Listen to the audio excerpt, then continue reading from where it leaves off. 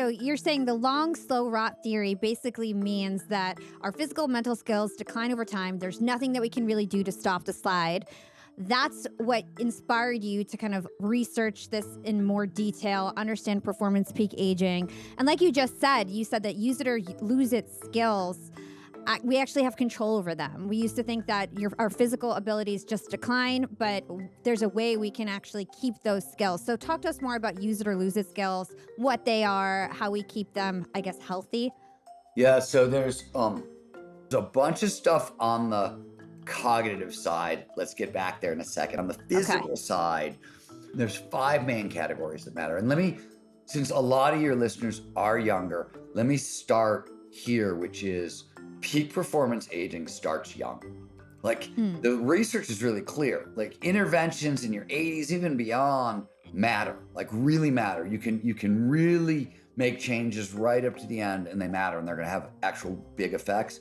But a lot of the stuff that you want to start working on, you actually want to start working on in your 20s and your 30s. And this is the biohacking crowd is very aware of this, right? A lot of that crowd is 20s and 30s, and they're doing a lot of these things now. I might argue that they're doing some of the wrong stuff because they don't quite understand what peak performance aging is. But besides the point, a lot of this stuff starts young.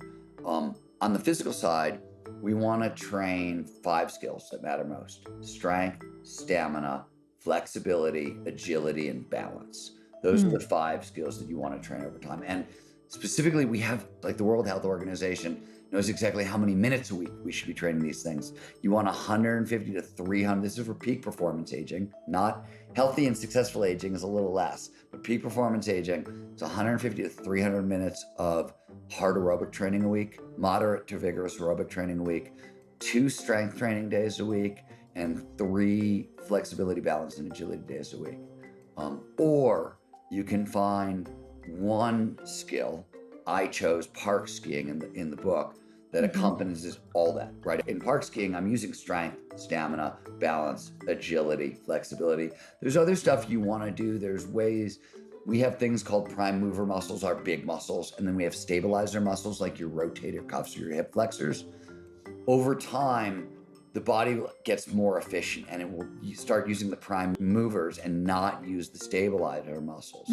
So if you've been on the couch for a while and you come back to athletics, you're not going to hurt your quad. You're going to tear the stabilizer. You're going to tear your hip flexor because it stopped doing the work. Your quad, if you're walking around, your ambulatory is working. Your hip flexor has started to atrophy. So there's ways you want to sort of think about training that's a little bit different if you've been away for a while. But those are the physical skills we need to train over time.